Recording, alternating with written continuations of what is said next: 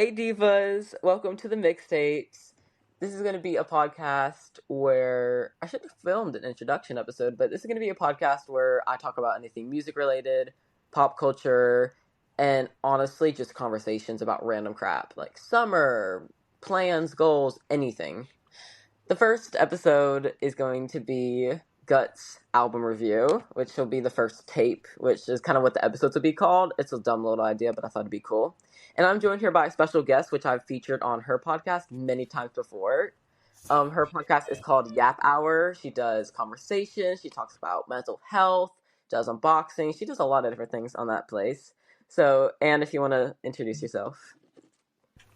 Hi, everybody. My name is Anne. Like Connor said, I have my own little podcast, Yap Hour Podcast. And I love oh my god, I can't speak. I love the Guts album. It's probably one of my favorites right now, so I'm really excited to be here, and I'm very honored to be the first guest on this podcast. Thank you, Connor. Thank you. So a bit prior information, we're both are very avid record collectors, and we both own the album.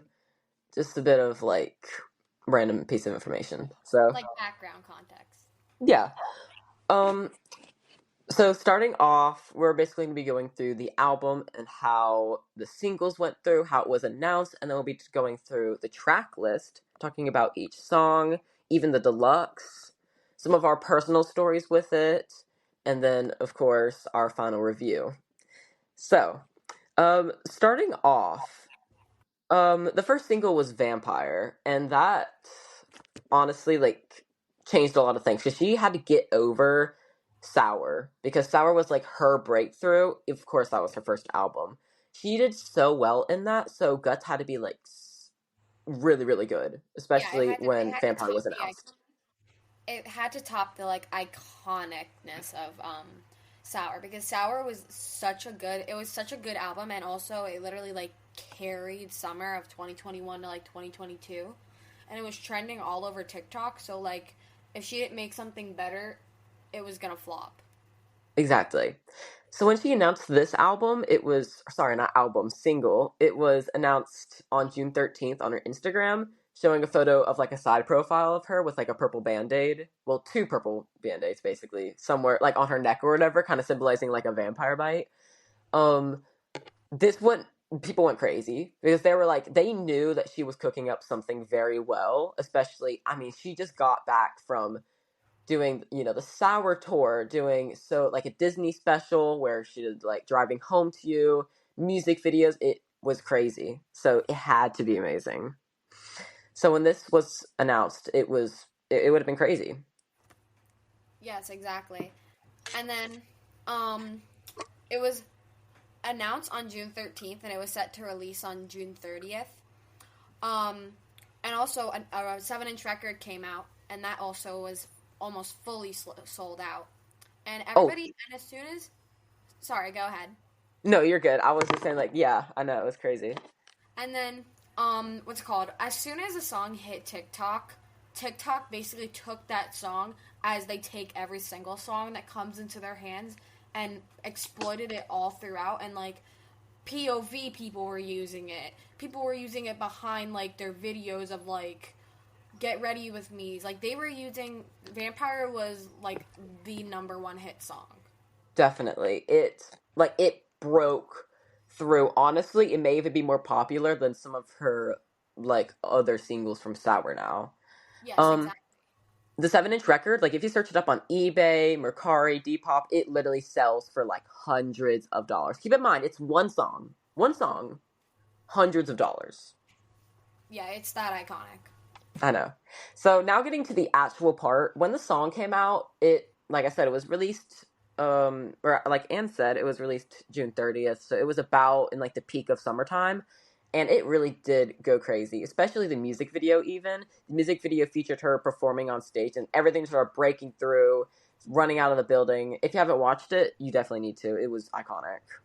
Yes, and then what's it called? It immediately went to number one on the Billboard Hot 100. So as soon as the song came out, and as soon as TikTok exploited it everywhere, people were listening to it constantly. And she already had a bunch of listeners, and the album Guts wasn't even out yet. Oh my god, I know. Like, we didn't even know the album name when this came out. Like, there wasn't even no. It could have just been a standalone single for all people knew.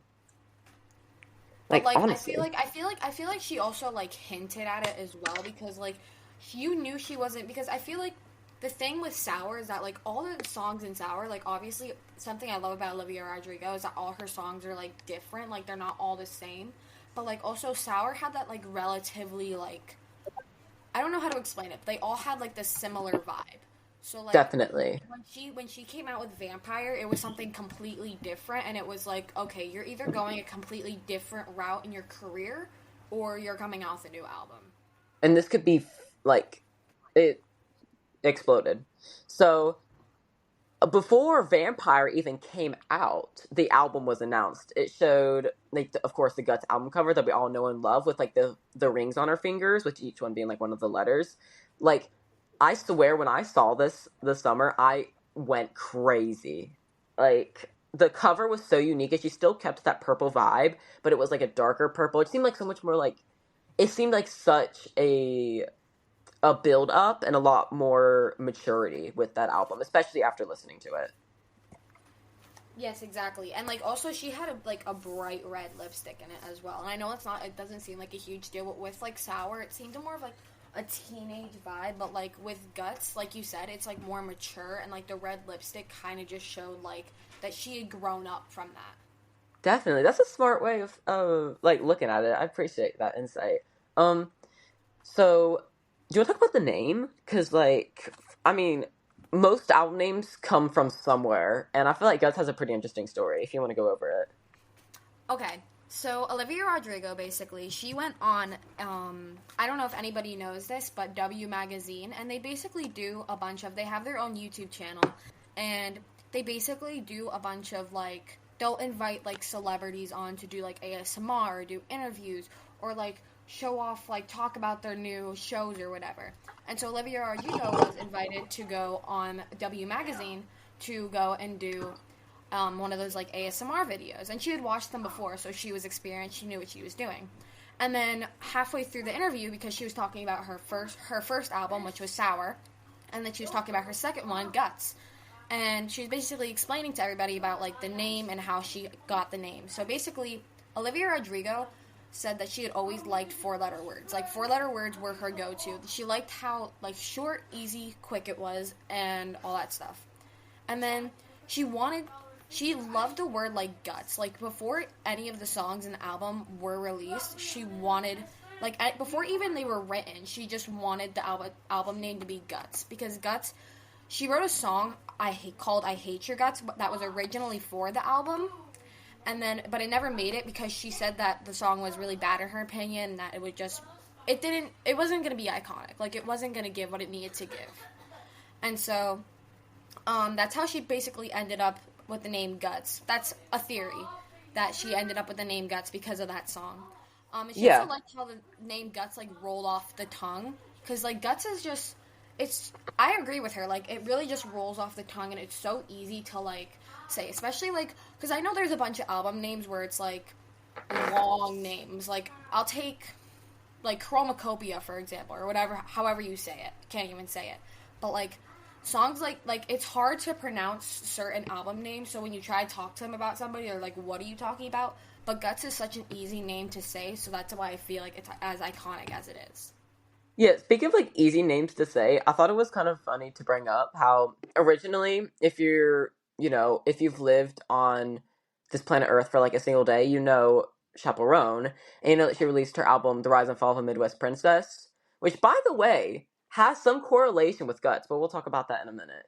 Um, And but "The Rise also and Fall of Midwest Princess" was originally named "Feminine Nomenon" based on the lead single, but obviously she had a bit of backlash to it because that was a bit hard to say. Some people couldn't say it.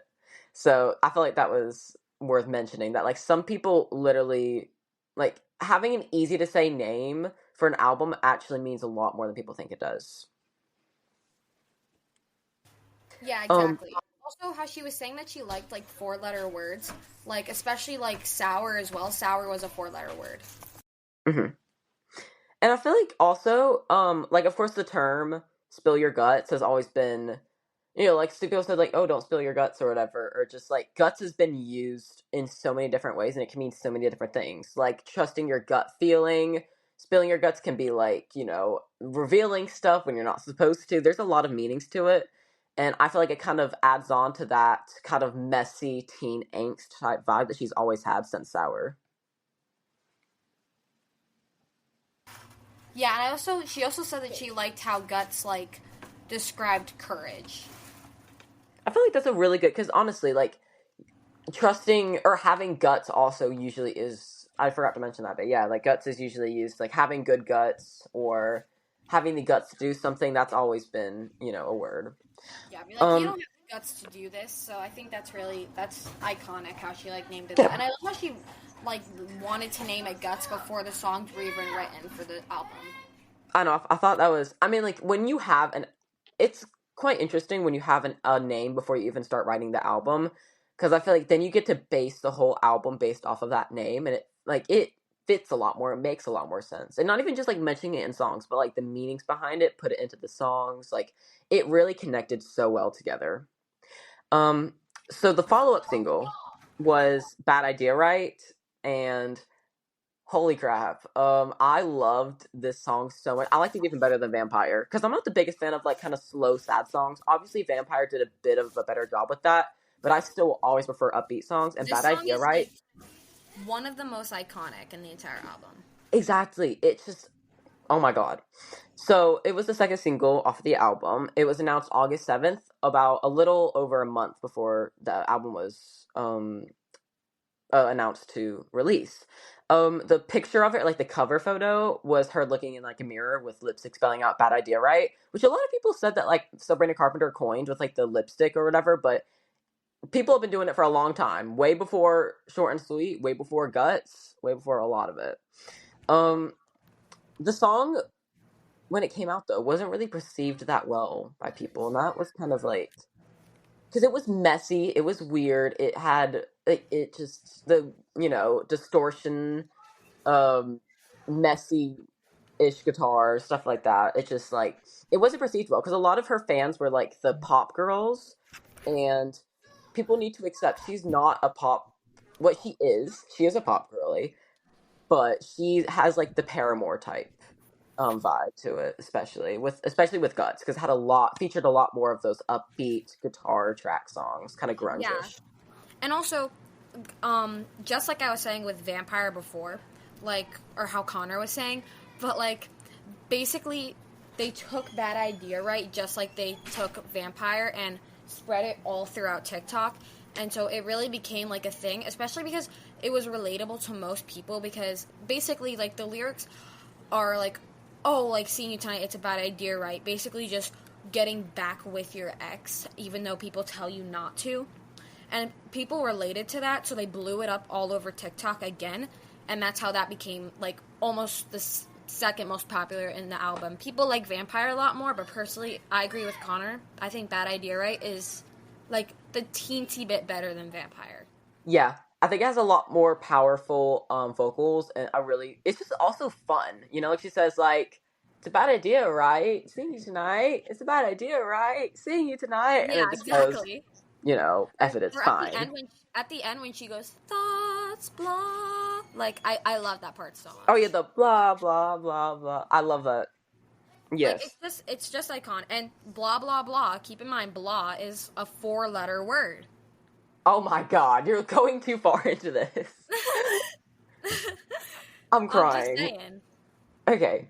Um Also, can we talk about like the music video was so iconic. It literally featured her going to her ex's house, but the faces in that video, okay, featured a bunch of her friends, Mrs. Tate McRae too. Oh my god. Oh my gosh, yes, Tate It was McRae. so good. The music video was such a good story, and it felt like, also, I heard from someone that it was filmed in a single take, and I'm probably wrong about that. I might be thinking about something else. But No, oh wait, but that'd I be think so that was, iconic if it was. yeah, I think it was actually Get Him Back that was filmed in a single take. Wait, no, it wasn't.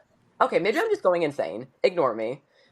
There's also like on Olivia Rodrigo's Instagram, if you have Instagram and you like go follow her or whatever, on her Instagram, it like shows her and like Tate McRae and a bunch of like her other friends like on like this golf cart or something, and they're all like taking selfies. Like it looked like they had an amazing time doing that. Yes, there was so much promotion around this era, and even just not even like crazy stuff, but honestly, just simple social media posts, just like really hyped it up and really made it like a unique experience for a lot of fans. No, exactly. And I think the thing that I love so much about Olivia Rodrigo, and I've said this before, and I think I've said it on my podcast as well, is just that she feels so natural and like when she makes like music videos or something with her friends, nothing seems forced. And that's something that I appreciate with like any YouTuber, any person who does a podcast, any person who like makes content in general. I love when I like can't tell that it's staged. Like if it's staged and I can't tell, that's what I like. Or like I like when it just like everything feels natural. Like I've said it on my podcast before. I watched the Sterniola triplets, and I know it's a crazy fandom out there, but like they are genuinely so like natural with everything, and that's how Olivia is with her music. Like I think that she takes what experiences she sees on the internet and a lot of stuff that like we can relate to, and she turns that into music, which is almost the number one way to express yourself. And she just makes something insanely beautiful out of it, and I think that's why she's like one of my favorite artists, because she knows how to manipulate with like people's, it sounds so crazy, but like manipulate with people's feelings through music. Definitely, like kind of relating, especially because she's been through a lot of those own experiences, and a lot of her music is about relationships. Um, Also another thing that I know we mentioned a bit earlier and we've talked about before off of the podcast, but she genuinely is like has such a versatile range, I guess. Like none of her music sounds the same. Like some artists you can say, for example, we were talking about this, like Gigi Perez's album. We love her. She's so good, but a lot of her music sounds really similar. Mac Miller, a lot of his music sounds similar. It's it It's like definitely hurts not the an issue album. at all. Yes. And I also feel that way about a lot of R&B music. Like, I listened to the album by Summer Walker, and I feel like so much of it sounds so, like, identical, and it sucks, because I love Summer Walker. Um, and then sometimes artists go the complete opposite direction, like Olivia Rodrigo. All of these songs sound so unique and, like, so different and, like, its own being, you know? Especially, that's another thing I like about Melanie Martinez, for example. I know there's a lot of we're putting Controversy. aside what you think about her, just think about her music. We're not talking about, whatever, but Yeah. her music, she spends so long on it because all the songs sound so insanely different and they sound so unique. And that's something I really like about her music.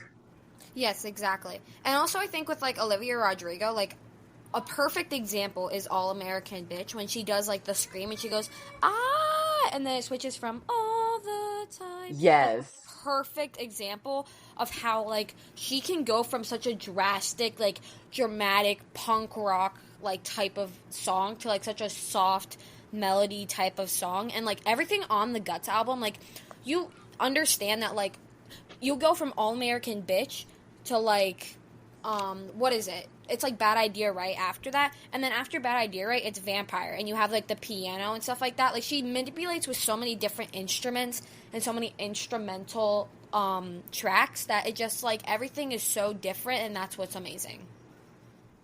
I think a lot of that also has to do with her producer. I don't, correct me if I'm saying this wrong, but Dan Nigro, I think, something like that.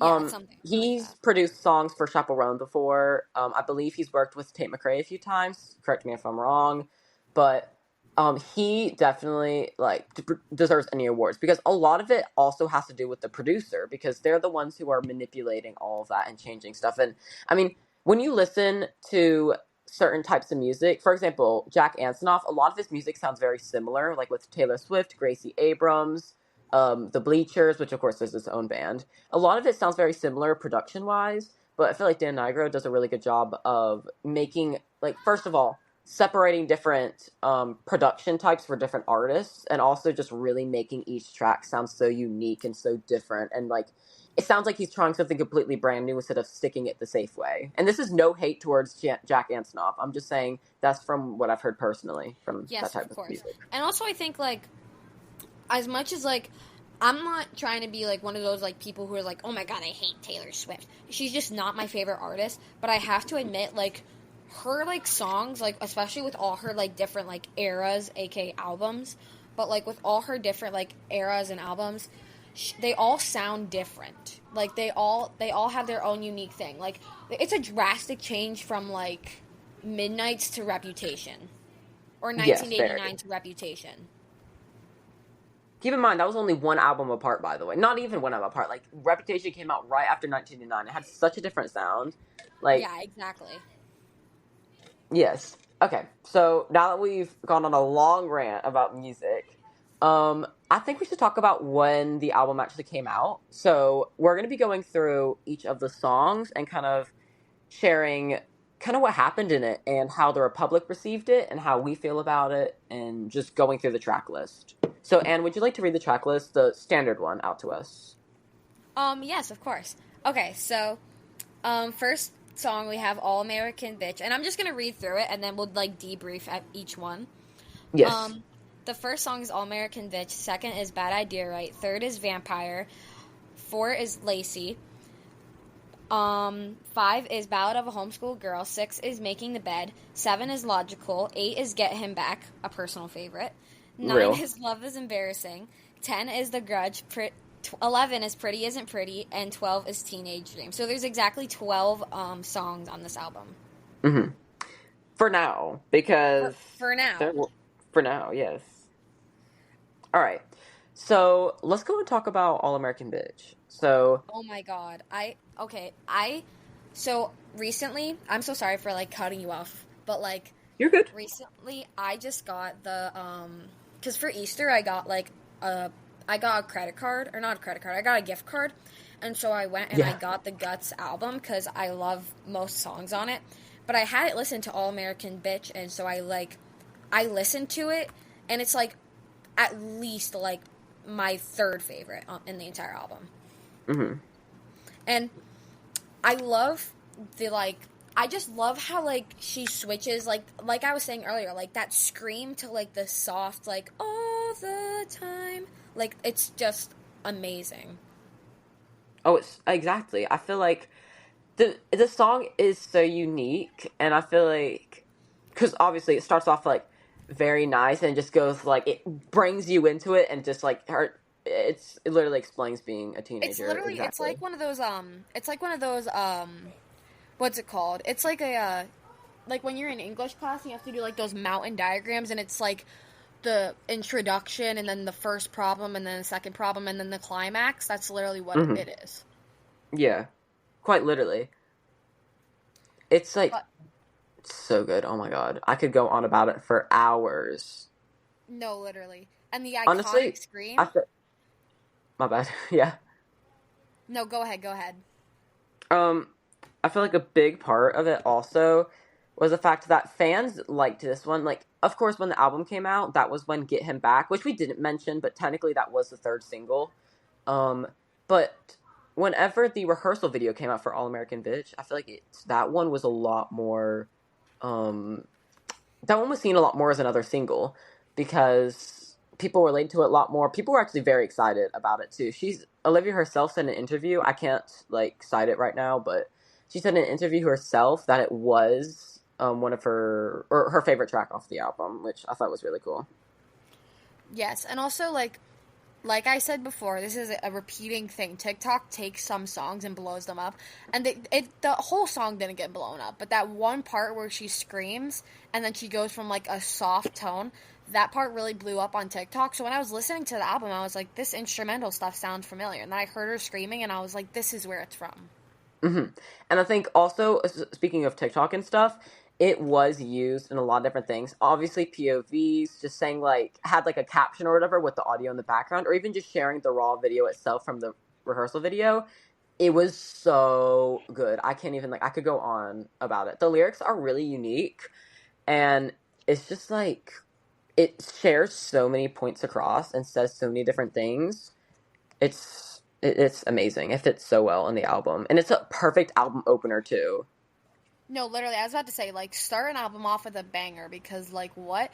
And also, I love how, like, raw her voice sounds. Like, I don't know how to explain it, but, like, her voice just sounds, like, so raw when she's doing, like, the scream, or when she's doing, like, I'm not doing it right now, but she goes, like, ah, and she like does like a loud like scream, but not scream. It's like I don't know how to explain it, but like Kind if of, you it's listen not, to the song, you know what I'm talking about. But I love how raw yeah, her voice sounds during that. it's controlled. It's kind of controlled in a way, I feel like. I don't know how to explain it, but it's not like, like some like metal song type scream, but it's definitely like, I mean, I'd kill to hear a metal song from her, but anyways. Um, Also like how it cuts off, like, it says, I'm a perfect all American, and it just goes right back into like the lighter vocals, kind of like saying, okay, like there is more to the story, we need to like get there. And Yeah, then when you get to the chorus, it says, I'm a perfect all American bitch with perfect all American lips. And also, speaking of that line, you might know what I'm about to say. The perfect all American lips, perfect all American. So originally, one of the things for it was actually perfect all American tits, she said, in an interview with, I believe it was Jimmy Fallon, I think, or Jimmy Kimmel, where she was saying that was the original line for that song, but she didn't want to make it so explicit. yeah, she was.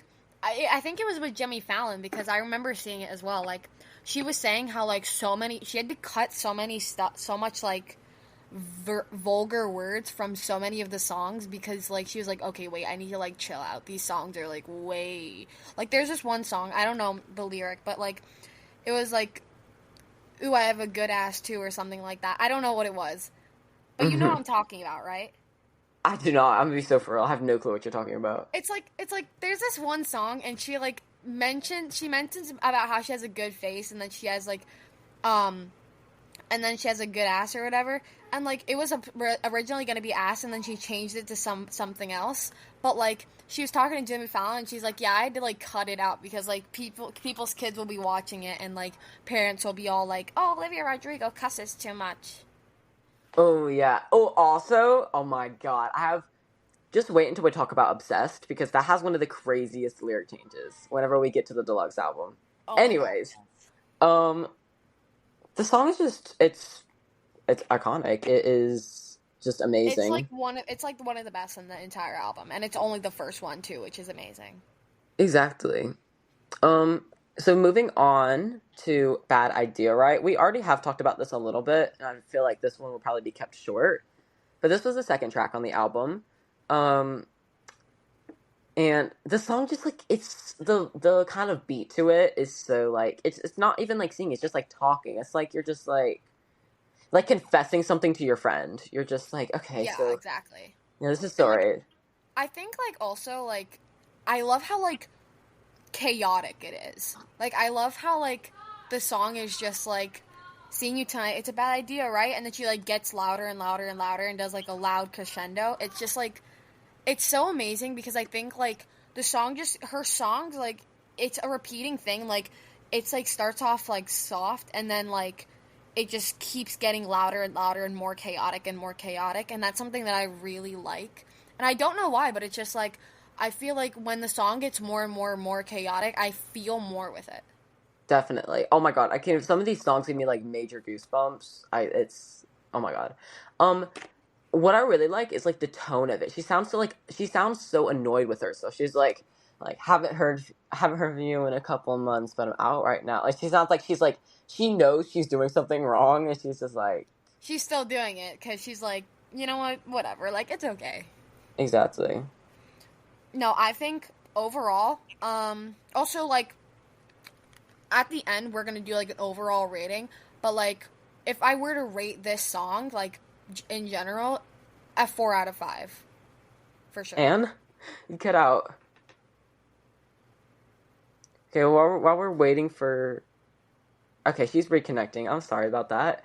While we're waiting for her, we'll go ahead and talk about the chorus or the pre-chorus. Really, it's saying, yeah, like Anne was saying, it's so chaotic and messy. I mean, it literally says, "My brain goes um, and then we're talking about the blah blah blah blah.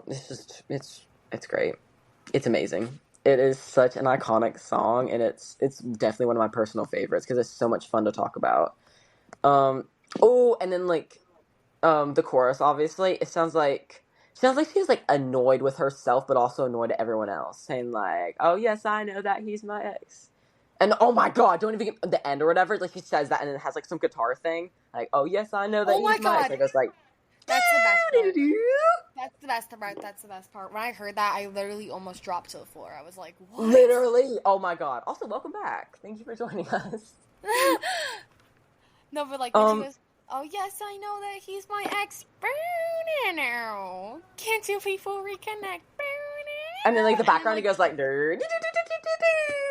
yes, oh my like, god. I need to learn that on the guitar. I swear. It's so iconic. Oh my god. Okay. So I believe that we should go on to talk about Vampire. But it'll be also very short because obviously we went on a lot about that. So I don't really think there's much to talk about that, but we'll just go in a bit more to the actual track itself. So on Vampire, starts off very slow, and as the song goes on, it usually gets more upbeat. It starts off with like some chill kind of piano, which I actually learned on piano. I couldn't remember it, but I learned it at some point. Um, has really good writing, and it feels like, looking back to the song, the memories that I got from it was so relaxing and so just like it brought back so much memories. Um, oh, and let's not even talk like the pre-chorus, like, "'Cause I made some real," like, it's so good. And then the bloodsucker and the fame, yeah, Oh my like god, yes. it's it's just great. I love this song. And I think then that it's like like the Vampire piano was like going, like the dun dun dun when dun you dun first dun heard dun it, dun like it dun was dun dun, already dun, iconic. like at the end or whatever. hmm Um, do you have anything to say about Vampire? Because it's not. I mean, we talked about it a lot, so. Yeah, Vampire is something that we talked about a lot. So I think that like overall, I think Vampire, it was very relatable. Like when I heard Vampire, I was like, you get me, Olivia, you get me. Because like when, especially, I love that verse where she goes, um, they told me you were bad, bad news. I called, what's called, you called them crazy. God, I hate the way I called them crazy too. You're so convincing. How do you lie without flinching? How Like do she you lie? sounded, How do you lie? Yes, I know. yeah, she sounded like just like you were saying with the last song. Like she sounded so upset at herself for like making herself like believe that they were like also crazy. It kind of reminds me of like that one thing that says like, uh, "Fool me once, fool me twice." You know, like, Yeah, fool me once, fool shame me on once, you. it's Fool me on you. twice, shame on me. Exactly. And I feel like she got to that situation where it was shamed on her. She's like, she's angry at him, but she's also angry at herself for letting her be through that situation. Yeah, exactly. Because she's like, God, I hate the way I called them crazy too. You're so convincing. And also the line, "How do you lie without flinching? How do you lie? How do you lie? How do you lie?" Like, it just sounds so like she's questioning like how she didn't know. Exactly. Especially the part that says like, but you made me look so naive, and Yeah. like she wanted to believe that he was a good person so bad. I feel like it's kind of one of the situations where she literally gaslit herself into believing that, and it definitely was detrimental and made her suffer a lot worse. Or like she goes, "I should have known it was strange. You only come out at night." Like Literally. that's another part like where she's like, "I should have known." Oh my god. hmm But basic little debrief on this song. I love it. I love the lyrics to this song.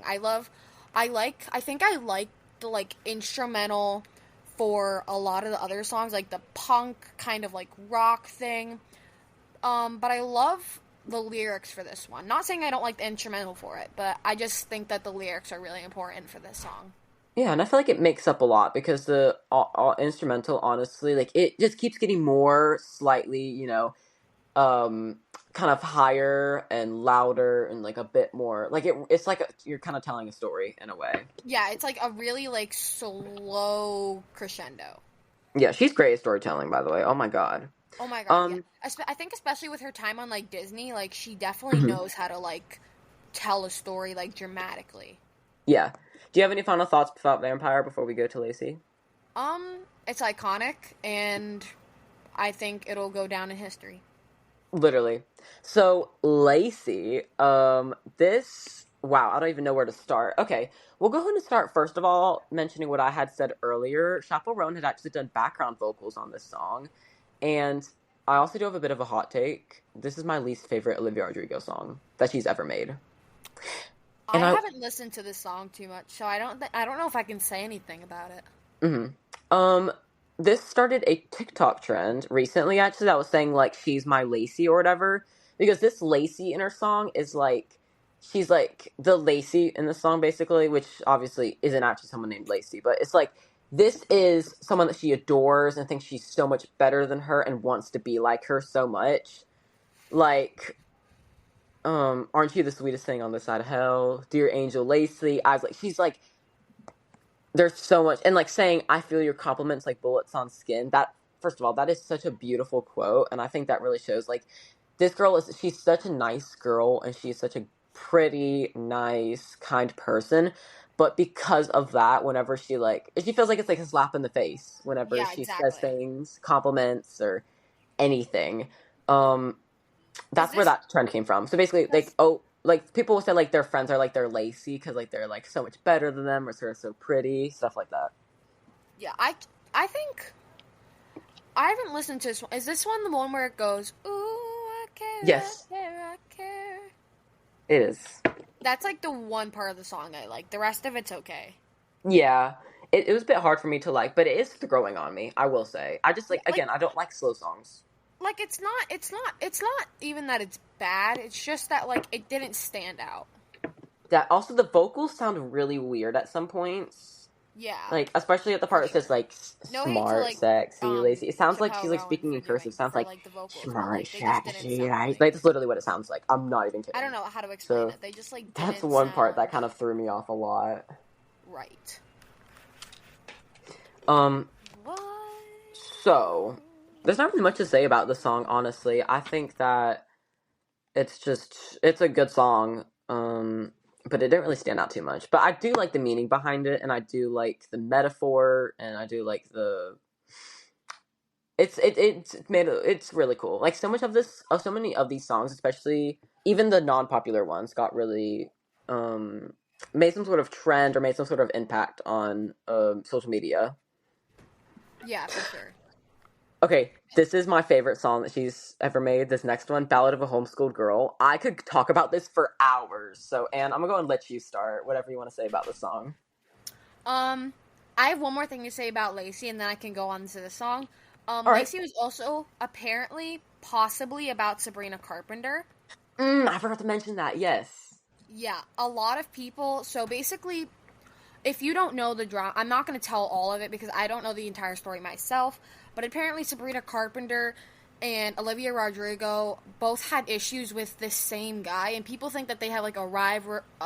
I don't know how to say that word. I can't. But like have like this sort of like enemy towards each other, and like since Sabrina Carpenter is doing the short and sweet tour, and then Olivia Rodrigo has her sour album, which is so stupid because the sour album came out before a short and sweet was even a thought. Mm-hmm. Oh, And 100%. Yeah. so people think that they have like some sort of like enemy towards each other, but like Connor was just telling me before we started filming this that they literally like hugged at the Grammys too. Mm-hmm. So like And I don't think that this is anything about Sabrina Carpenter. I think it's just like in general, like sometimes you see people and you're just like, and they give you compliments and you're like, yeah, but you're just like so much better than me. and honestly, exactly you saying that does make it seem like it very well could be about Sabrina Carpenter because it's not. It is a sweet song. It's really complimenting someone like in the whole song. Like, but I would not be surprised, honestly. No, Okay. honestly, like, and I think it's respectful that she didn't like name drop or anything, and I love that they didn't like feed into like the like stuff, the feud between them.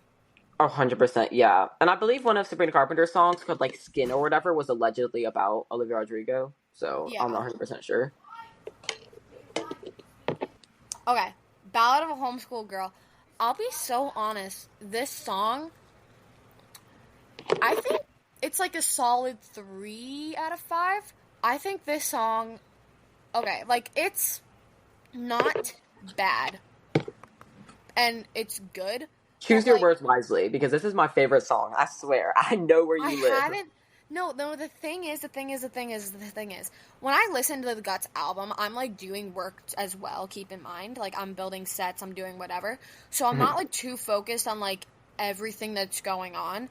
But I've heard this song and it's a really good. Actually, I'm gonna bump my thing up to a 3.5 just because I need to listen to it more to understand it. But like Ballad of a Homeschool Girl, I immediately saw on the back of the vinyl and I was like, I have to listen to this. It sounds so good. Mhm. Also, okay, here comes my long rant about the song. This song has always been my favorite on this album. From like the starting guitar or whatever, it's such like she's Oh, so okay. Never mind. Never mind. I know what you're talking about. yeah, and then like it sounds like it's definitely one of her better like grunge songs, whatever. It's just like it literally is so messy and so angry. She's like, hate on my clothes, feel like my skin isn't fit right over my bones. The party's done, I'm no fun. And then like literally screams the vocals, like I broke a glass, I tripped and fell. Like she's it's Oh, like okay. I it's was like, showing everything wrong, and she's like angry and upset that she had to live this type of life. And obviously it's about her time as a Disney star, because she was an actor or whatever, and that caused her to have to be homeschooled. So this kind of showing like her social life was really put at risk, and honestly made it really hard for her to have a good childhood with like social yeah. life. I know what you're talking about now. I forgot the lyrics for this song for a second. Also, she said in an interview as well, that like linking back to like her being homeschooled and stuff like that. When she was on the show, High School Musical the series, she said that that was like her closest. Oh my god, closest experience to having like a high school experience. Wow. So I feel really bad, but like she's actually really like social and really good to like around people. So like I think that keeping her homeschooled was like I feel like it wouldn't have made a difference. Like I feel That's like fair. even if she went to school or not, like she would still be the active, energetic person she is. I love like um But also the people might have bullied it out of her. So like mhm. like bullied her for being on Disney and stuff like that. So I feel like her staying homeschooled was a good thing, but also like negatively So you feel impacted her. like if you could die again. Okay. I uncut out, so I'm gonna go ahead and continue. Um, I love the chorus where it says like it's social suicide. I feel like if that was the name, it wouldn't have been as good, because Ballad of a Homeschooled Girl makes so much more sense. Also, it's kind of alluding to the fact that ballad is like usually sad, slow songs, and the fact that it's called a ballad when it's like the craziest like upbeat song there is on the album, it really changes things. But like I was saying about the chorus, like social suicide could have easily been the name, but the fact that she didn't make that makes the song so much better. And now she says like it's social suicide, and just like you Oh my know god. I'm like remembering all the lyrics right now. I'm actually bumping my thing up to like a 4. I love this song. Never mind. yes. And then my favorite verse, it says like I laughed at the wrong time, I laughed at the wrong time, sat with the wrong guy, searching to start a conversation on the website, talked to this hot guy, swore I was his type, guess he was making out with the boys like the whole night. Like says like everything I do is tragic. Every guy I like Every is guy I date gay. is gay. Oh my It's god, I love that. so oh my god, that is so funny. I love that verse so much. And then No, oh also my I god, love the never mind. little I thing love like this after she song. says like how to start a conversation on a website. It's like a tongue twister. Oh my god, searching how to start a conversation on a website, and then in the background it says like how to flirt or whatever. Like how she's like that's what she's searching up.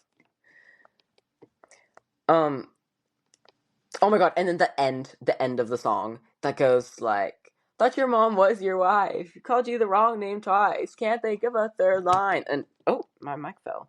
And then she starts going like la la la la la, just like going like crazy. It's kind of funny, honestly. Um, so the ending is She really really cool. she definitely poured her heart into that song for sure. Oh, 100%. It's like it's such a heartbreaking song, but it's put into like kind of a little bit satirical with like the second verse saying, like every guy I like is gay, but it's just like Yeah. it has a lot of true, and shows a lot of vulnerability that I know was probably hard for her. And also like I think like out of cuz I know like a lot of her songs are like breakup songs and all that stuff, but that song was like I feel like that was kind of our first thing that was like more about like her and her experience with like Disney and stuff like that, because if most people don't know, sometimes Disney, like certain Disney shows have a reputation of like not treating their cast correctly. Mm-hmm. And not that Olivia Rodrigo got mistreated or anything, but like being homeschooled and stuff like that, like Connor said, affected her like mentally and affected her socially and stuff like that. So like making that song, like doing social suicide, it's a very good it's very good lyrics. Mm-hmm. Another thing I really like about it, well, not really like about it, but one of my like personal experiences with it is when I was younger, when this album came out, I was bullied really, really bad in school, and this was one of the songs that like I kind of related to, like social suicide and stuff, you know, because it was just Yeah, like, for ugh, sure. you know. So that like she really led my middle school career, honestly. No, that's so real. Like, Olivia Rodrigo really just kind of like, I don't know how to explain it other than like, she grew up with you. Yes, that's perfect. That is literally the perfect way to explain it. Like she got Like, more mature, but she's still like, you know, angry. yeah, like She's still a she teenager. was on Disney, and then after Disney, when like she basically like grew up at the at the correct time, because like she grew up on she went up on Disney, and I was watching Disney, and then when I got to like be like 8, 9, 10, 11, that's when she started like that's when Sour came out, and now I'm the age I am, and like she's now out with Guts, and I really hope she comes out with like more stuff, because I feel like she's just gonna top it each and every time. Exactly. Oh my god, I cannot wait for like because a lot of people are speculating that her next album is going to be called Luck because she's mentioned luck a lot, but then also red is a very common color that she's been using recently. Oh And yeah. there was like I could go on like a whole thing about it, and that might be said in future podcasts. Like we can do like speculations for it, but You're gonna be like one of those like crazy Taylor Swift fans where it's like Taylor Swift posted this at oh my god, 11:13. we were literally talking about that last night. We were just like, Taylor Swift has exactly 11 bumps on her skin. What is 11? The torture post department. How many words is that? 4. How many letters does 4 have? 4. What is Olivia Rodrigo's album titles? 4 letters. So what does that mean? Taylor Swift and Olivia Rodrigo are getting married next week. Like that's Literally, he's so good at making them up on the spot. It's so funny. but like no, this is yeah, anyways, way off topic. Well, that definitely marks the end of Ballad of Homeschooled Girl. So, Making the Bed. Oh my god. This is one of my, and you know, I've mentioned I don't like slow songs. This is one of those songs that I really could relate to because I really had been doing that. Like, a lot of the things that happened sometimes, like, especially with some of the bullying, honestly, it was definitely part of it my fault. And I just, like, really, I related to that song a lot, honestly. Because, like, it's showing, like, you know, some of the lyrics, you know, she's tired. She doesn't want to be where she is. Yeah. Like, she is upset about her situation, but she's acknowledging that she's the one who made it this way, kind of, you know? Yeah, And like sad. making the bed, aka like I made the problem. Mm-hmm. Like, you made yourself this way. And it's really sad, honestly. It's not even, like, it's just sad. Because that No, like does I happen think to a lot of people. that's what I love about her so much, is that like her songs can be like a bop and like something you'll hear in the back of edits, and then sometimes her song will be so gut wrenchingly sad. Ha, you said guts. I'm sorry. I'm sorry. Okay. No pun intended, guys. Ha ha ha ha ha. That was so funny. Ha ha ha.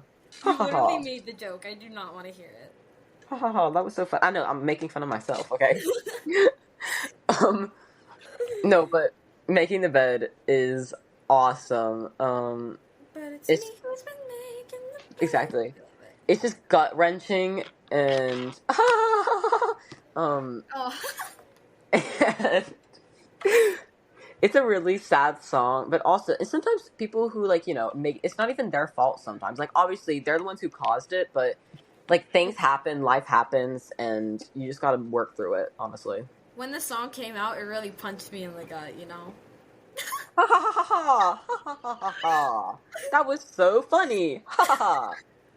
You got the whole podcast laughing. Ha ha ha. Ha ha ha. Okay. You could Whatever. say she really had the guts to write this song. Ha ha Okay, alright, I'm done. I'm done. Okay, next song is Logical. Oh my god. Okay, I think I said about every single song. Logical, though, is so underrated. Um, it's like, it really feels like a part two, to Vampire, I feel like, because, like, it has a lot of the same themes about it, and Yeah. talks about, like, It's like, manipulation. no, literally, the first lyric is Master Manipulator, and, like, Mhm. Vampire was, like, about him manipulating her into, like, thinking that, like, her friends were crazy and all that stuff. Exactly, or thinking, like, like, he was a good guy. So, honestly, I feel like Logical is definitely a part two. I love the chorus that says, like, and now you got me thinking 2 + 2 = 5. Like, Equals I 5 love and it's such a up. creative line, because, like, she's saying a whole bunch of isn't right, because, like, that's saying, like, basically changing him is not possible. Like, there's no way. It's not logical to be Yeah. able to do that. There's no, she's like, she wants to. She loves this guy, but he's not a good fit for her. He's a And, manipulator. He's like, not good. the lyrics are, I look so stupid thinking 2 + 2 = 5, and I'm the love of your life. Because if rain don't pour and sun don't shine, then changing you is possible. And, Hmm. like, meaning, and, like, if you don't understand the lyrics, basically, it's like she's looks stupid because 2 + 2 does not equal 5. And she's basically saying that she looks stupid thinking that he's the love of her life because he's not, just like 2 + 2 doesn't equal 5. And also, Exactly. it says, because if rain don't pour and sun don't shine, which is literally impossible. Rain is going to pour and sun will shine.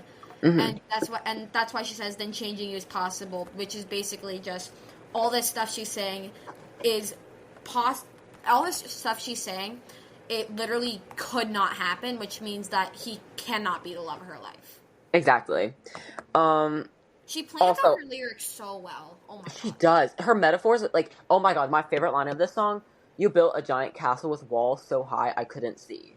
Like, I there's was so just much gonna to say that. that. Oh my god. That is such a like, that is so well built, and it explains, like, manipulation, taking control of people, but also just it's oh my god, that's one of my favorite lines from the whole song. It is so good. And even her just saying straight up, like, you lied, you lied, you lied, like, it's so relatable, honestly.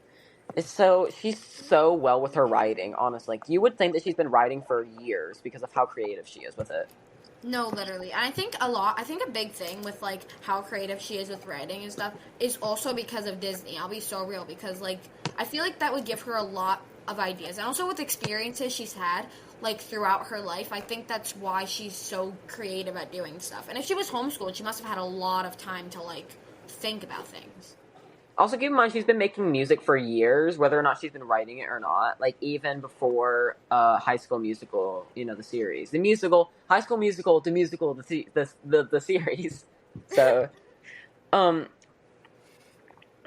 oh my god, it's just, I She's love that just part that says, iconic. like, I know I could have stopped it all. God, why didn't I stop it all? It's literally like she's saying exactly what she said in Vampire. Like, she could have stopped it. She could have stopped herself from getting her heart broken. She could have made things better, but she didn't. And she's like, why didn't I? Like, why did I think it was okay to stay in this relationship? No, exactly. I think the thing about Guts that a lot of people like is that it's like a journey of self-discovery. Literally ate down. Oh my god, you literally sound like a critic from, like, one of those famous, like, websites or whatever. That ate. Sorry. That's Okay, so true guys. though. The next song, because I'm tired of making the bed. I've been waiting for this song. It's my favorite song in the entire album. I'm tired of making the bed. Girl, we've been on Logical. Get Him Back. No, no, we've been on Logical. So why are you saying you're tired of making the bed? Oh, Logical, whatever. Okay. Whatever. Yeah. I'm tired of Logical. So But Logical slandered is crazy. Oh my god. no, Liter- no, it's not that. It's just that I literally love Get Him Back. Okay, Yeah, so this was my favorite when it first came out too. Okay, get him back. Obviously, you get to start because, I mean, like, yeah, go ahead. I literally love this song with, like, all my heart. Like, this song is my life. I literally, the beginning of it is perfection. Like, the lyrics for the beginning of it, where she goes, He goes, I met a guy in the summer and I left him in the immediately a banger. And like she talks about like how she wants him to be jealous, how she wants him back, but she wants to make him feel bad for like breaking her heart. Like, it's dual-sided. It literally has double meanings, okay? Like, the whole time she's, like, contradicting herself. Like, she wants, like, literally...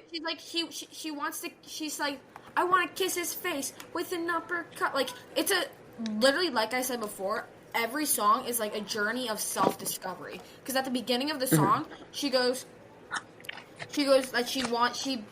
that she wants him back. She says, so I'm missing him some nights when I'm feeling depressed, till I remember every time he made a pass on my friend. Do I love him? Do I hate him? I guess it's up and down. If I had to choose, I would say it right now. I want to get him back. So it's like, at the beginning of the song, she's like, I don't know if I want him back. I don't know if I should get him back. Or she goes, yeah, she goes, do I love him? Do I hate him? I guess it's up and down. Like, she's contradicting herself. And then towards the end, she's confident on it, and she goes, I want to key his car, I want to make him lunch, I want to break his heart, stitch it right back up. Like, she's like, it's a big change, because in the beginning of the song, she's talking about how she actually wants to get him back.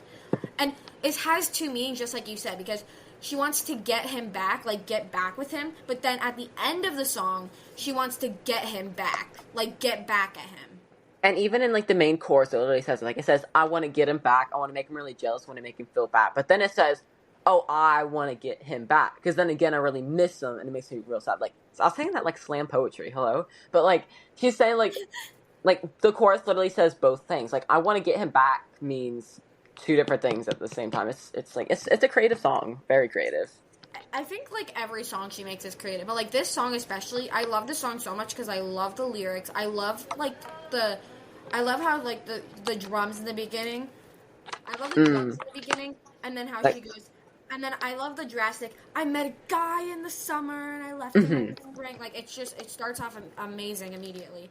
I know, I missed this song because it used to be my favorite. Oh my god, the start that goes, like, the sample that goes, like, 1, 2, 3. Wait, is this a song with the drums? And it just, like, goes into it. Oh my god. And then, I literally just realized now, like, when you said, like, it has two meanings, I was like, what does he mean? And then I'm like, oh yeah, like, it does have two meanings. I love that so much. That just makes me love the song even more. This song is my number one favorite from the entire album. Oh, and then at the end, it literally says, he's gonna love me and hate me at the same time. Which is, like, pretty accurate from what she's saying in the song. Yes, literally. But we're not done yet! Oh, that was weird. Okay, so there's a music video that came out for this. The, third to last music video that has came out for Guts. And this one is Get Him Back, which is actually, at the start, it was filmed entirely with the iPhone 15, I believe. Alexa, was the Get Him Back music video, was the Get Him Back music video filmed with an iPhone? Hold on.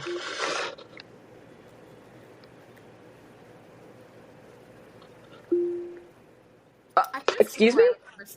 I could have swore I remember seeing, like, on my TV or something, like, it was, like, you know those, like, stupid ads where it's, like, it's the Apple phone and then it's, like, the Google phone and they're, like, talking and talking. It's, oh my god, stop. I love those. No, they're so funny. I literally think I remember seeing one about Guts, promise. Oh, wasn't there one with Wicked, too? Yes, there was one with Wicked. That was so cool. Oh my god, we need to make a Wicked episode, I swear. That'd be so cool. Oh my gosh, guys, comment below if you want, or not comment below, if you're posting us on YouTube or whatever he's posting it on.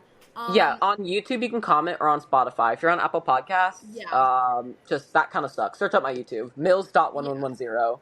Bunny in the profile picture. Go to YouTube. If you're on YouTube or Spotify, comment down below, and you should come back and we'll do Wicked instead. Yes. Okay. So basically, point is, the song was filmed entirely with an iPhone. Now, it doesn't mean that it was edited with an iPhone. It was filmed with it. And it was pretty good quality, considering it was an iPhone. And the whole song, like, it only had her in it. It was, like, multiple versions of her the whole time. Yeah. And it also had two promotions in it. It also promoted her Link Buds collab, which was, I believe, some, like, Samsung. See, the song is just literally iconic. Like, there's no topping it here. Oh, it is. Oh my god! And then the part where like she's in the car or whatever with like all the different versions of herself, and they like the windows start like shattering. It's oh my god. Oh my, the aura was too strong. Literally, oh my god, we've been joking that because we're planning on trying to meet up this summer. Long story, we'll probably talk about it in either this podcast or Anne's, but we have a possible summer trip planned, and we were talking about like when we meet each other, like the aura is gonna be so strong, like the house starts shaking, No, like it'll start glowing. And we were talking about because I'm gonna be going down to where Connor lives, hopefully manifesting. Yeah. And like if I do like fly there, I would like get off the plane and do like those cringy videos where you run up and hug the person. But like, oh my, we've binge watched them. It was so funny. Oh my god, and there was like that was like last night. Yes, bro. One of them like tackled one of them. Oh my god. No, one of them literally like pushed one into the street. It was so funny. Oh my god. And then one of them was like getting like a haircut or something. It was And he staged, just jumped though. out of the chair. Exactly. The barber looked so confused. He was just like, "What is happening?" And then it was actually staged, but like it was so funny because like if you didn't know it was staged, like the way he just flew out of the chair. That would so be us too, honestly. Oh, Anne's reconnecting. You gotta learn she has really bad Wi-Fi. But anyways, moving on from that topic. Literally. Sorry, guys. We definitely have to talk about that sometime. Okay, so next song. This is my second favorite song from the album Love is Embarrassing. Oh my god. Like, first of all, the guitar at the start is so good and so soft. Sure. For sure. And it says, like, you know, I told my friends you were the one after. Like, it shows, the whole song is really talking about how embarrassing love is and how, like, you feel, like, when you're in love with someone, you ignore all the red flags. You ignore anything wrong with them. You believe that they're going to be the love of your life and you're going to marry them. You're going to be with them for years. And, like, it never works out that way. And this is, like, her saying, like, the thing, I'm not trying to get deep or, like, therapist or whatever, but, like, something to think about is, like, you're gonna think more about the good times, but if the bad times are the ones that matter the most. Mm-hmm. You're gonna think, like, you're gonna try and scavenge, if you have to scavenge up good times that you had with somebody, then there were probably a lot of bad times then. Mm-hmm. Definitely. And I think that's something that Olivia Rodrigo puts in a lot of her songs, and that's what makes them so special. I love the line where it says, like, just watch as I crucify myself for some weird second string. Oh, yeah. Worth mentioning. Just watch as I crucify myself. And the post-chorus, or the bridge or whatever, I love the part that says, like, I give up. I give up everything I place my bets where it's not worth anything. I give up. I love when she yells, like she has that shriek in her voice. She's like, I give up anything. Like she's literally, it's so good. She's so adorable. I swear. She is. She's so. Can we talk about how pretty she is? Oh my god, she's stunning. God. She's gorgeous. She makes me want to inherit. She makes me want to like enhance my brunette hair. That's so real. She is stunning. She's like, okay. So, let's go ahead and move on to the next song. I feel like there's not really much to talk about for Love and Embarrassing.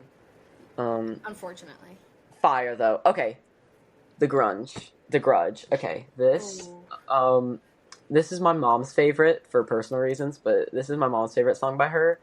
And, it's really, really, like, it's heartbreaking. And I feel like the bridge also has similarities to Driver's License, kind of, like, where it says, hold on.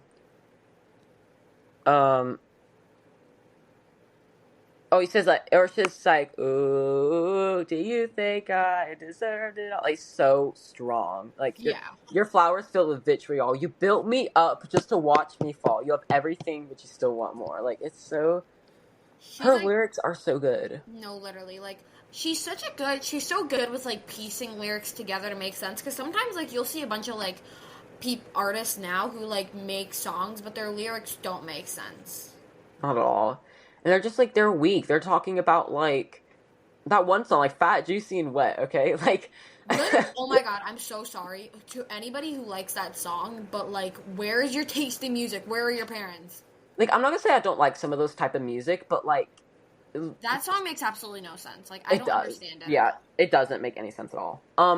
My I brother love the listens start. to it, and I'm like, he's like, "Oh, do you want to listen to this?" I'm like, "That doesn't make sense." No, I love the start of the song also. That says like I have nightmares about each week about that Friday, man. Like it's really saying like something happened, Oh and yes, I was just a gonna say that too. lot of people can relate to it. Like, and oh my god, you took everything I loved and crushed it between your fingers. And I doubt you ever think about the damage that you did, but hold on to every detail like my life. Like this.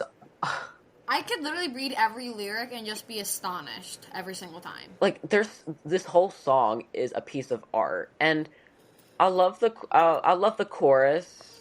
And I love the part that says like oh also, and we both drew blood, but man, those cuts were never equal. Mm,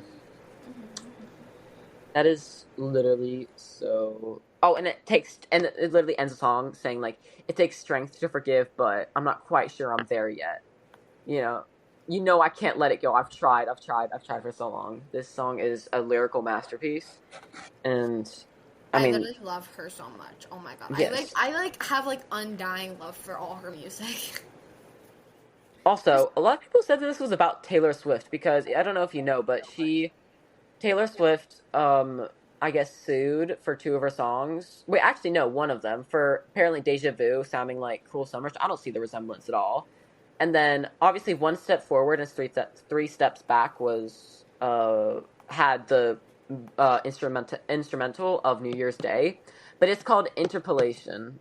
Okay, she put credits in there. She has writing credits. She like all that. So she knew like that's how sampling works. Okay, but um, Deja Vu. Basically, people thought that The Grudge was about Taylor Swift and like how betrayed she felt about her. Because I've always seen Olivia Rodrigo as like Taylor Swift's child, and it made me so sad to figure out about that feud. Because like I feel like now it's Sabrina Carpenter, and I'm just like, we're not Like, child, but like her younger sibling in a way. Like she was like she yeah, took care of her. exactly. I Like, wanted that so bad for her, and because I feel so I bad. feel like Taylor Swift was like up and hopping with like her songs and the Eras tour and stuff like that, and like but even before Sabrina Carpenter came along, like Olivia Rodrigo was like definitely like her little sidekick. And notice how in the Era Store she had most of her like Gracie Abrams and Sabrina Carpenter are kind of seen as like especially Gracie Abrams, known as like the new Taylor Swift kind of, and like Sabrina Carpenter, they both opened for the tour, but Olivia, when she wasn't even on tour, was never like offered or asked or wanted. Like I feel like No, there's definitely some sort of like thing because they would have had a song by now. They would have done something together by now. no, exactly. Like or even just like come out on stage for like a special surprise or whatever. Like imagine Taylor Swift singing Vampire with Olivia Rodrigo. Like that would have been fire. I mean, Taylor Swift singing it. Oh, well, yeah, but still it would have been a cool thing, okay? It would have the concept would have been cool, but like just Olivia singing it, I fear.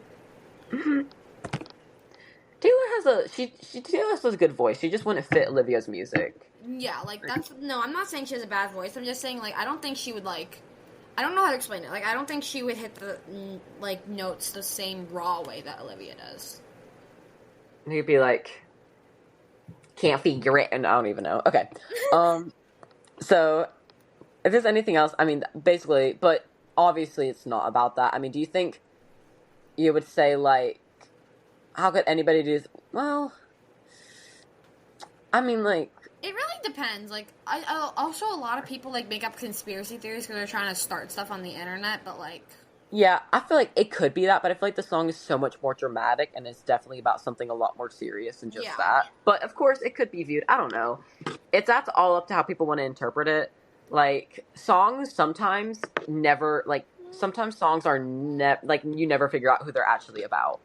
Like I know if you know me personally, I've talked about Alanis Morissette a lot. There's this one song she released, crazy breakup song, and people are still like she said personally she's never going to admit who it's about. So it's all up to speculation. But a lot of people think, if you know it, it's actually about Uncle Joey from oh god, what's the show? Um Full House or something like that. I don't know. Anyways, that wasn't the point. But basically, sometimes you never know what songs are about, so it's kind of up to like how people want to interpret it. And also, And sometimes that's the it's a best good part about thing. music. Like you get to interpret it yourself. Maybe it's a good thing that it isn't said like who it's about, because it does leave people to be able to relate to it themselves without having like name drops or like really deeply specific things. Yeah. Like, I think, like, stuff that ruins it when you name drop. Like, for example, Kendrick Lamar is, like, not, like, a song. I'm like, I don't get behind why it's so hyped up. Yeah, I love Kendrick Lamar though. He's such a good No, artist. But I'm not, like, he's a good artist. I've heard his songs, I remember I was doing an All-Stars fair with Felix, one of our friends, by the way. And, he was Kendrick Lamar and I was SZA, and oh my god. To be fair, oh yeah, All the Stars is so good. To be fair, the kind of thing, obviously, like, a lot of rap music has a lot of, yeah, like name drops and stuff like that. Yeah, so, like, it's kind of common for it because there are a lot of, like, feuds. I believe, like, Nicki and, Megan Thee Stallion had, like, some sort of feud or whatever, which is kind of funny. But, like, there is a lot of name dropping. I fully support, though, because Nicki is so funny. I literally can't. Oh, she is. Oh my god, I love Nicki. I love both of them, but Nicki honestly ate down so hard. Now, Megan definitely won, like, the feud, I guess you could say. But Nicki is iconic. We love her. No, because the fact that Nicki was probably unbothered, too. Oh, she was. I know for a fact she was. Okay. We're getting so off track, guys. I know we're everywhere right now. Okay. Oh my god. Okay, Pretty Isn't Pretty. If you want to start us off on that song. Oh my god, this song. I was literally just singing it. Like, when we were, because me and Connor were on a call before this. I was literally just singing it. Pretty Isn't Pretty. I just love how she goes, like, pretty isn't pretty. And I love this lyric. It says, you can win the battle, but you'll never win the war. You can fix the things you hated, and you'd still feel so insecure. And I try to ignore it, but it's everything I see. It's on the poster, on the wall. It's in the shitty magazines. It's in my phone. It's in my head. It's in the boys I bring to bed. It's all around all the time. I don't even know why I even try. So it flows so well together. So it even sounds like it just flows so well. It's like it's like how she's talked about guts. Like, it rolls off the tongue very nicely. Yes, exactly. And, like, those lyrics are so powerful. And for somebody who, like, I'm not trying to seek pity or anything, but, like, especially, like, struggling with, like, insecurities and stuff about, like, body images as well. Like, those lyrics hit hard because it's like, you can win the battle, but you'll never win the war. You fix the things you hated, and you'd still feel so insecure. And, like, it says you can try to ignore it, but it's everywhere. It's on a poster. It's in magazines. It's in the phone. It's in the head. It's in the boys I bring to bed. Which basically means, like, you'll see, like, the body images you want to see, or, like, the hair you want to see, or whatever. Like, you'll see the stuff that you want for yourself, like, on the internet. You'll see it on a poster. You'll see it in a magazine. You'll see it in your head. You'll see it, like, you see it anywhere. Exactly. Like, it's, and then obviously the main stuff is that when pretty isn't pretty enough, what do you do?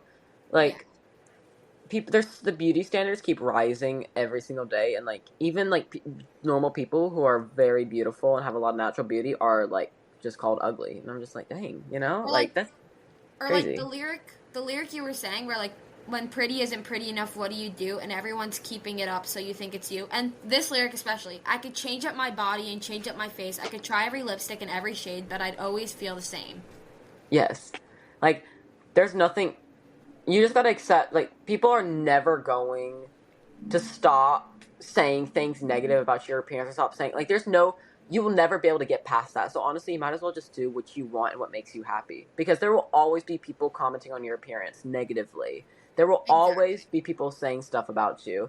There will always be beauty standards that are changing. So eventually, exactly how you look right now will be the standard. Like, the exact standard. Even in crappy clothes or pajama pants. Like, that will be the standard sometime in your life, you know? Like, they change all the time, really. Just do what you want. Do what makes you feel happy. Don't listen to other people. And I think, there's this saying where it's like, you can put makeup on a pig, but it's still a pig. And, like, I think that this is really shown through this song. Oh, I'm guessing you died. Okay. It literally says, I could try every lipstick and every shade. I honestly have no clue what she's quoting, so we're gonna wait for her to come back. But also the bridge that says, like, I bought all the clothes they told me to buy. You know, like, see, it doesn't matter what you do, whatever people say, like, they're going to tell you to get different clothes, wear different makeup, wear more makeup. Like, no matter what the other people tell you, they're always going to be saying stuff negative. You cannot be perfect with it at all. Exactly. But anyways, go and continue about your pig thing or whatever. Yeah, but basically, like, the saying where it's like, you can put makeup on a pig, or you can put lipstick on a pig, but it's still a pig. When it says the lyric, I could try every lipstick in every shade, but I'd always feel the same.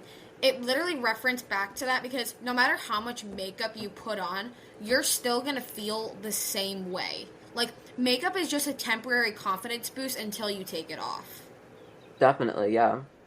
And I think, like, I wear makeup myself, so, like, I'm not, like, hating against makeup, but I'll be so honest, makeup is dismotivating for a lot of people. Makeup brings so much insecurities because people sometimes feel like they need to, like, rely on makeup to look pretty. 100%, And yeah. it messes up, and especially, like, since, like, makeup is so popular now, and there's so many makeup stores and all that stuff, and it's so popular on TikTok, like, if you don't you seem like you don't fit in if you don't wear it. And I think that's something that's really stupid because, like, no matter if you wear makeup or if you don't wear makeup, like, you're still beautiful regardless. Exactly. No, yeah. You want to go move on to the last song of the album? Yes. Oh my god. This is the Oh most wait. gut-wrenching, in my Sorry. opinion. One more lyric. Okay, go ahead. And I bought all the clothes that they told me to buy. I changed some dumb idea my whole fucking life, and none of it Yeah, I matters. mentioned that one while Oh you my were gosh. dead. You just feel like shit over and over again. Literally iconic, and it's exactly what I'm, like, thinking of. Like, you can put on any type of clothes you want, you can put any type of makeup on, you can do however your hair however you want, but if you aren't confident in yourself and not, like, doing good in general, putting all that stuff on isn't gonna make you feel any different. You're just gonna feel more like garbage. More like, just feel more like crap, because eventually when you take your makeup off, at the end of the day, you're going to be exactly how you were before. You need to learn to accept your natural beauty, and honestly, just be yourself. Honestly, that is the best advice. Just be yourself. I mean, obviously, don't be, crazy cuckoo, but be true to yourself, and No, exactly. don't follow what other people have for you. Look how you want to look. Act like you want how you want to act. Talk like you want to talk. I mean, in the end, we're all gonna be dead one day, so it really Yeah. doesn't matter.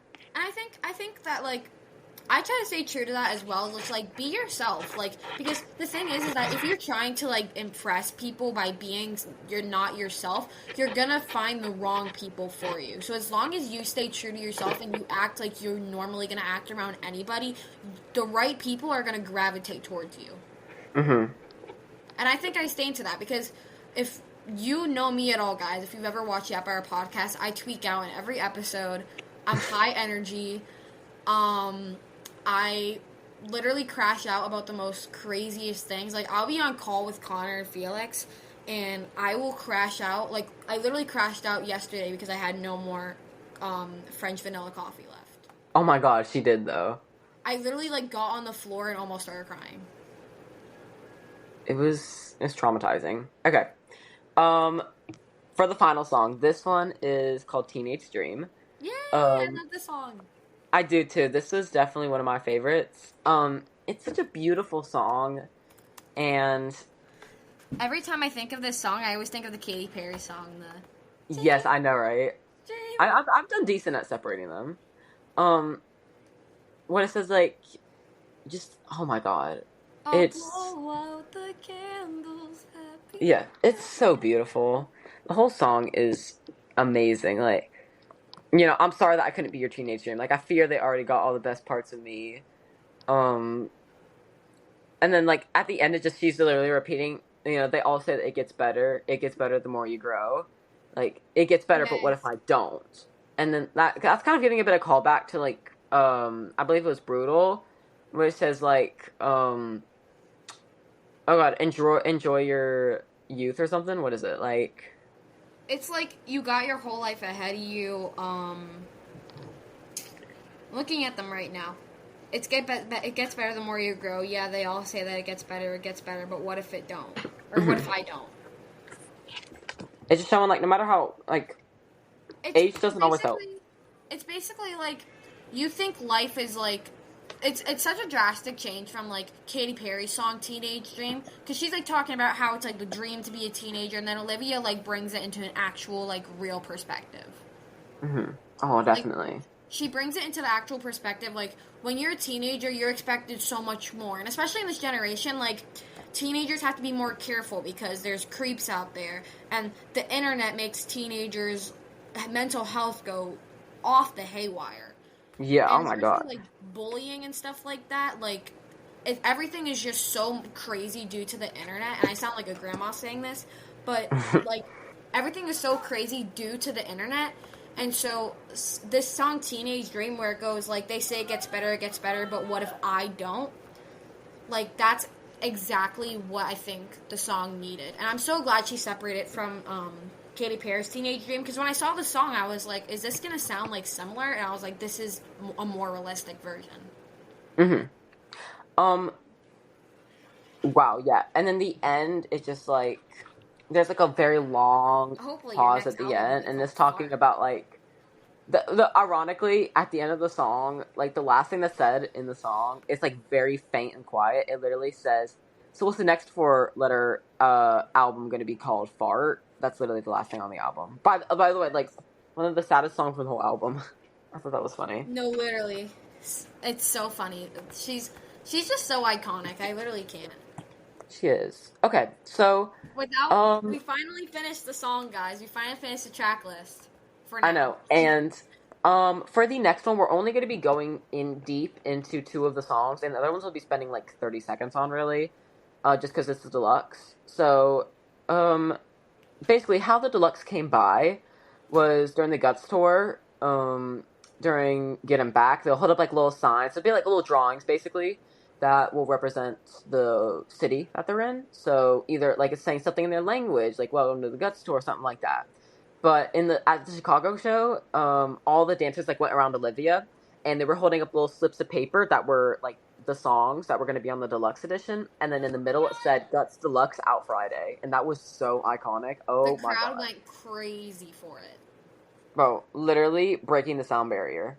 Um, so before we talk about these four tracks, I want to go and mention it was "Obsessed," "Girl I've Always Been," "Scared of My Guitar," "Stranger," and "So American." Um, I hold haven't on. heard too many of these songs, so I actually let me Google some real quick. Yeah. So, You can go in depth with it. I'm gonna go okay. like So basically, the first four tracks, which was "Obsessed," "Girl I've Always Been," "Scared of My Guitar," and "Stranger," were actually pre-released on about a month after the original album came out on a RSD Black Friday exclusive record called "Guts: The Secret Tracks." Literally, I wish I got it. It is like my most wanted ever. And then also, all four of those songs were on record. There were four different variants of the Guts vinyl, and each one of them had like a little one of their Guts rings. It was like shining or whatever, and each of them had a different deluxe song. The first one being "Obsessed," which is what most of them have, like the Walmart version, Target version, record store version. They all have "Obsessed" at the end of the record. But then the ones on our web store have like "Girl I've Always Been," "Scared of My Guitar," and "Stranger." Um, so before we talk about, we're only going to be talking about "Obsessed" and "So American" in a little bit of depth because we already spent so long on the track list. But um, "Girl I've Always Been" is one of well, my I mean, favorite valid though, tracks. it's valid. Yeah, "Girl I've Always Been" is one of my favorite tracks by her. It is like a country-esque song, and she kind of has a bit of an accent for it. It's so good. She says like, um, hold on, wait. Let me find this. It says like you say, "I'm cruel beyond my years," and as I'm walking out the door, say you don't know me anymore. And so like, well, I have captors. I call friends. I got panic rooms inside my head. I get down with crooked men, but I am the girl I've always been. I got wrapped up in the game again. You woke up in an empty bed, and you can't say I'm a perfect 10, but I am the girl I've always been. Like it's. Oh, and the part that says like, so don't say that I've been acting different. I'm nothing if I'm not consistent. That's so good. I love the And then high pitch in her voice. Oh my god. yes, and also my favorite part, it says like, "Yeah, I'm a candle in the wind. I'll turn you out." I love that part so much. But I Yes. am the girl I've always been. Like it's so. Mm. It's There's not iconic. really I much to have to say about listen it. to the deluxe. I haven't listened to the deluxe yet, guys, so it's probably just gonna be Connor speaking for Okay. this one. Scared of My Guitar. Um, I don't really like Stranger Scared of My Guitar. Those are like my least favorite tracks. Um, basically, it's just talking about like how she's kind of scared of being vulnerable for some of her music. Not much to say about that. Stranger. Um, basically, like talking about like how she knew everything about this one guy. You know, she had a really good relationship. She felt full. You know, she felt like half of herself without him, but now she felt full. But now she says, you know, I cried a million rivers for you, but that's over now. You're just a stranger I know everything about. Really Oh beautiful my god, track. I love that verse. And then So American is her first ever long song, probably about Louis Partridge. Um, literally the chorus basically just goes, he laughed at all my jokes and he says I'm so American. So it's really cute. I love the song. And the Is first it love song too, like that's gonna go down in exactly? history for sure. Oh my god. And he said, oh god, I'm gonna marry him if he keeps this stuff up. Like um What? what? Diabolical. Oh my god. How long have they been Oh, I'm gonna dating? marry him. Yeah. And then Obsessed. This was the song that changed my, I swear, mm, we talk about, it's like the distortion, the tone, the everything. You know, it says like, if I told you how much you think about her, you think I wasn't, like, oh my god. Like, bro, the whole song is so good. Oh, I can't even, I could go on about it for hours. Like the chorus I'm saying, I'm so obsessed with obsessed your with your ex. ex. Oh my Yes. god. It's so fire. It is, the music video for it was amazing. It is the last music video for it. Literally so good. Oh my god. It's just iconic. Like it's just I need her whole next album to sound like the song because it is like such a grunge type song. And also, um, the pre-chorus that says like, I know her star sign, I know her blood type. I've seen every movie she's been in. oh my god, I was looking over that. I was like, oh my Yeah, I know god. God she's beautiful. I know you loved her, I know I'm but her, but I can't help it. I can't help it. And then hold on, wait. Let me find the part that I'm okay. This is the part that was changed. So originally, or like, sorry, now it says, is she friends with your friends? Is she good in bed? Do you think about her? No, I'm fine. It doesn't matter. Tell me. Originally, it was, is she friends with your friends? Does she give great head? And I was like, Whoa. that's funny. I wish she kept that because there's a demo that was going around on TikTok that had that. So Yeah. it should have been kept. It was iconic. Oh my god.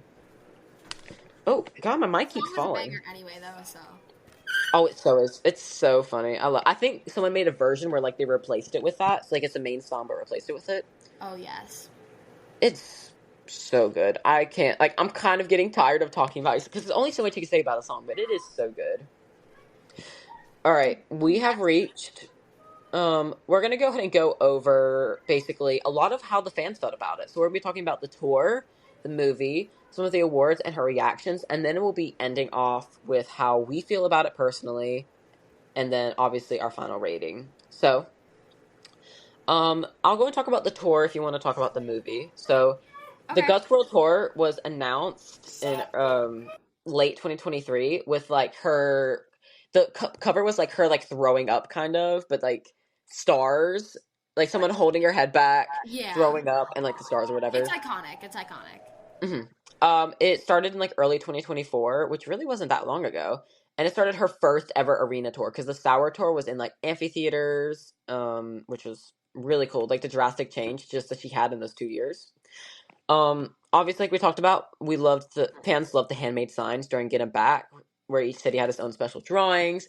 And honestly, her outfits became a really big part of the show because a lot of them were different. It's not like something as big as like Taylor Swift, how like she had a different outfit for every single show, but there was a lot of different things and a lot of symbolism and a lot of like women's rights that was included in some of the shirts and stuff. It was amazing. She made one of those She's concerts just an that like you icon wanted for to sure. see every single night because every single night had a special charm to it. Um, so if you want to go and talk about the movie that came out this year, or wait, was it this year? I feel like, wait, yes, it was this year. All right. Um, So, can you tell us a little bit about the movie? Yes, of course. So the tour movie, um, as well as the shows, she also announced that the Guts spilled tour film. It hit Disney Plus and it also hit Hulu. It was released on March 29th, and it basically just gave us like a big like show of behind the scenes of just like performances, and also gave you full performances. And like in case you weren't able to like go to like to go to a certain show or whatever, you got like to go see like you got to have a front row seat of like everything that was seen during the performance, as well as like the chaos and everything backstage. It was I haven't watched it yet, but I'm going to. It's amazing. Oh, definitely. Also, I want to make a bit of a correction. In our planning, I must have messed up. It's just called the Guts World Tour film, or the Guts World Tour. It's not Spilled. Spilled was like a separate little mix of shows, but that wasn't as been professionally recorded. Okay, so the awards. Guts was a pretty major critical success. Unfortunately, it did not win any Grammys, but it was nominated for multiple ones, like Pop Vocal Album and Album of the Year for Guts. Vampire earned multiple awards and nominations. Also, like some at the Grammy, she was nominated for Song of the Year, and Ballad of Homeschooled Girl was nominated for Best Rock Song of the Year. Amazing. The album landed on the year-end best of lists from places like Rolling Stone and Billboard. And her tour was also like highly praised because it had such good energy and atmosphere, and the production felt very nice. Oh yeah, of course. The stage is so creative too. Um, Her and fans were then good as yeah, well. yeah. If you want to go talk about that, Yeah, her fans basically like they immediately as soon as Guts came out, because we already got like Vampire and like Bad Idea, right, and all that stuff. And as soon as those came out and then Guts came out like after that, they were immediately connected and immediately fell in love with it. They fell in love with the chaotic and the emotional like feeling of Guts. And mm, they basically called it a reset, and just like everybody reset when it came to that album. And it was actually so funny because I remember everybody on TikTok was just like, this has got to be like the new. I remember seeing one TikTok and this girl was like sobbing while listening to it. And she was like, this has got to be what every song sounds like. And songs like Getting Back and The All American Bitch blew up. Like, it was like memes, edits, TikTok trends. And like songs like Bad Idea, right, and Lacey, like we said before, like they were little like decisive. Like people didn't know if like they were gonna like it, if it was gonna become popular. But overall, like everybody loved it. The album was a huge success. exactly. Okay, so when I first listened to this album, I actually listened to it. When I've been following its journey. Whenever Vampire came out and then Bad Idea, right, and I'd listened to those. But when the album came out, it actually took me about a week after to listen to it, and like immediately I loved it like more than I thought I ever would before, like at all. Around that time, like when I listened to the album, of course, it like was amazing. My favorite was Get Him Back, and I really liked All American Bitch. Um, and then I started slowly kind of appreciating Teenage Dream. And then I found out about that extra track because for Christmas, whenever Guts came out for Christmas that year, I had gotten my first record player. And so when New Year's came around, after New Year's, I went to this record store in like the city near me, and they had Guts on vinyl. I like that was my most wanted record I'd wanted, and I got it, and I heard Obsessed for the first time on there. Crazy fire. It was amazing. My story for this album, like I said, I listened to it like throughout my seventh grade year, and it really shaped me and helped me appreciate myself and understand a lot of things. And also was a great pathway to be able to relax and kind of relate to people because a lot of people liked it, and a lot, lyrics were very relatable, and bet a lot of people could really enjoy the music and feel like they're talking about themselves. And my favorite tracks currently are Ballad of Homeschooled Girl, Love is Embarrassing, and Bad Idea, Right? And on the Spilled, obviously Obsessed and Girl I've Always Been. Yes, iconic. Okay, my first impression of it, I basically found I found the oh my gosh, why can't I like think? I found the album like on TikTok, and I hadn't listened to the entire album, but I obviously heard Vampire, and I fell in love with it the first time that I heard it. And then Bad Idea, right, I fell in love with as well.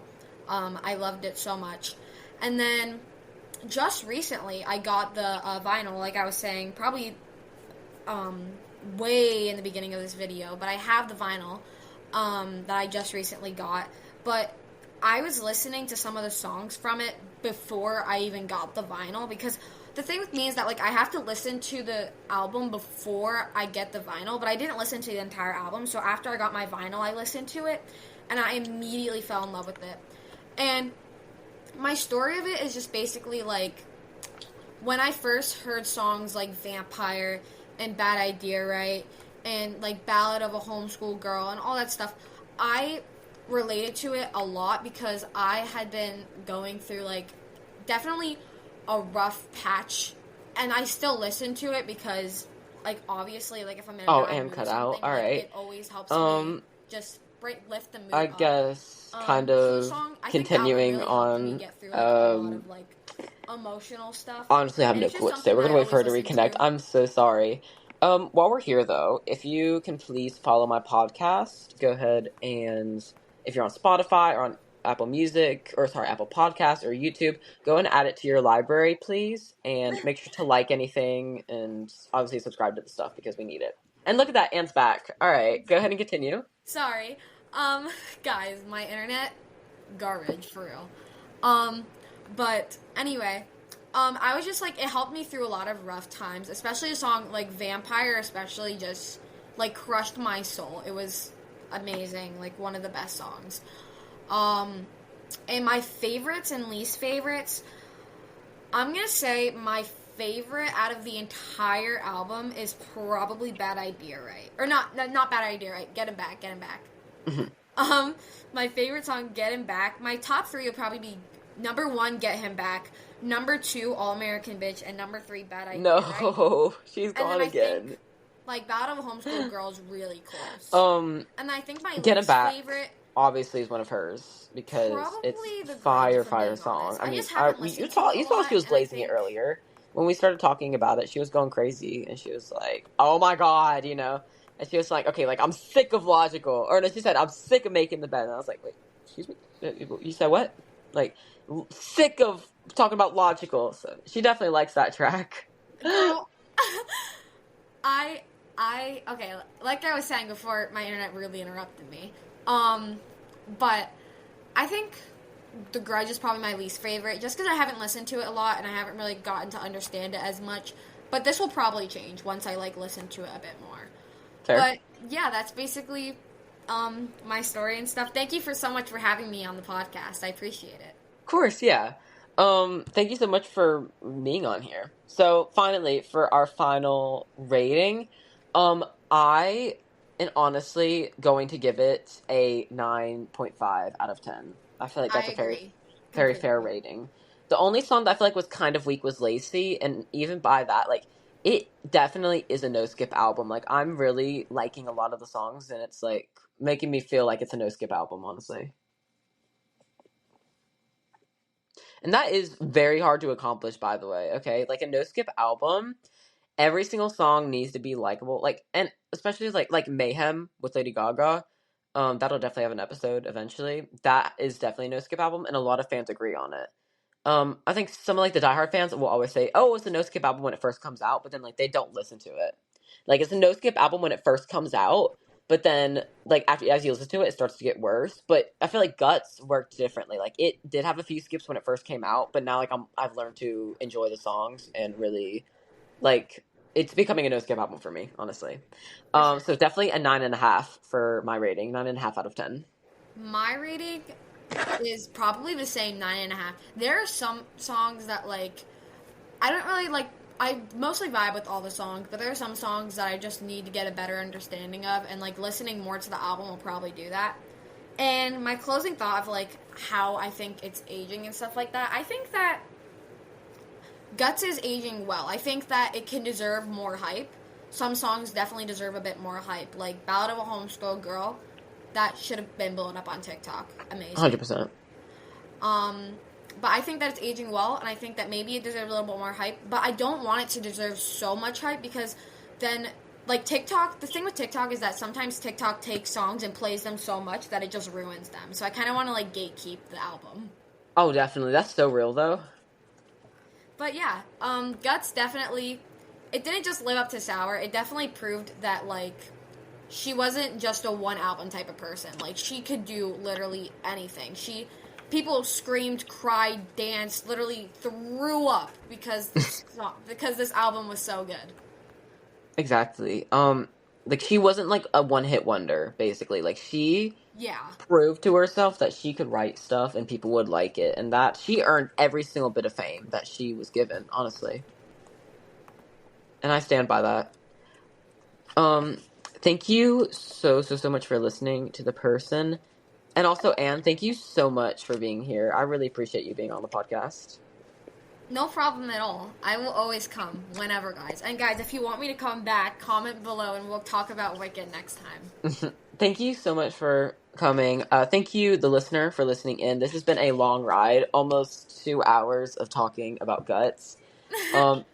Honestly, like, thank you so much. I really hope you enjoyed and hope it didn't bore you too much.